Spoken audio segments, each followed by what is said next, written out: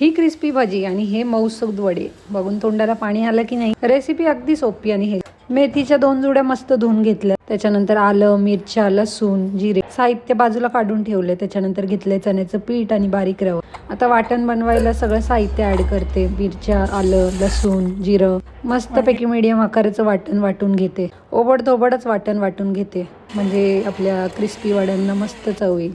आता वाटण वाटून झालेलं आहे। त्याच्यानंतरची प्रोसिजर, इथे लसूण पात घेतली आहे। लसूण पात ऑप्शनल आणि थोडासा ओवा घेतला आहे। आता इथे तुम्ही पाहू शकता मेथीची भाजी घेतली आहे आणि बारीक बारीक ही जुडी मी व्यवस्थित कापून घेतली। आता एका भांड्यात जुडी सगळी कापलेली बाजूला काढून घेतली आणि त्याच्यानंतर लसणाची पात आणि ओवा ॲड केली। आता वाटलेलं वाटण सुद्धा याच्यामध्ये मिक्स करते।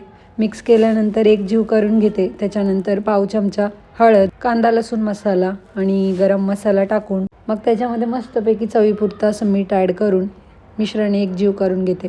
आता मीठ ॲड केल्यानंतर तुम्ही अर्धा लिंबाचा रससुद्धा ॲड करू शकता, म्हणजे वडे बनवल्यानंतर मेथीचा कडसरपणा त्यात येणार नाही। बारीक घेतलेला रवा मस्तपैकी याच्यामध्ये मिक्स करून घेतलं आणि थोडंसं पाणी टाकून आता पीठ मळून घेतलं। पीठ मळून घेतल्यानंतर जास्त पीठ पातळ झालं तर त्याच्यामध्ये चण्याचं पीठ थोडंसं अजून ॲड करा। हाताला लावले तेल आणि आता गोळे बनवून घेते वड्यांसाठी।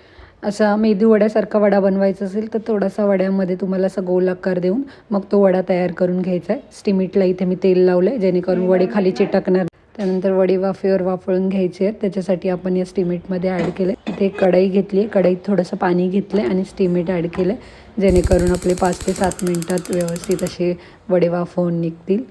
तर तुम्ही पाहू शकता इथे 2 गॅप आहेत, त्याच्यातून हवा बाहेर येते। वडे मी 5 मिनिटासाठी साईडला थंड करायला ठेवलेत आणि तोपर्यंत तेल गरम करून घेते मध्यम आचेवर। आणि आता आपले वडे थंड झालेले आहेत। आता मी ते तेलामध्ये असे ॲड करून मस्तपैकी दोन्ही बाजूंनी तळून घेते आणि आतून बाहेरून व्यवस्थित तळून घेते जेणेकरून वडे कच्चे राहणार नाही। आता तुम्ही पाहू शकता वडा किती सुंदर बनला आहे आणि खायला सुद्धा तो तितकाच टेस्टी लागतोय। हा वडा नाश्त्यासाठी परफेक्ट रेसिपी आणि जर घरात लहान मुलं असतील आणि मेथी खायला नको म्हणत असतील किंवा भाजी नको म्हणत असतील तर ही रेसिपी त्यांच्यासाठी अगदी परफेक्ट आहे। रेसिपी आवडली असेल तर लाईक करा, चॅनेलला सबस्क्राईब करायला विसरू नका। थँक्यू।